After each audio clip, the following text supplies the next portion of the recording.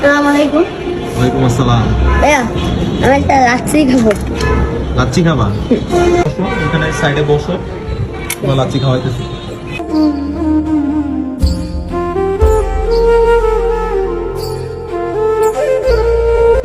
আমার বয়স 11। 11 বছর। তো তুমি কি করো, কাজ করো কি? আমি এই বাদাম বুট বেশি। বাদাম বুট বেচো? তোমার ফ্যামিলিতে কে কে আছে? আম্মু আছে, আমি আছে, আমার বোন আছে, আর বাবা? আমার ছোট ভাই আছে। বাবা? বাবা আমার ছেড়ে চলে গেছে। বাবা তোমাদের রাইখা চলে গেছে?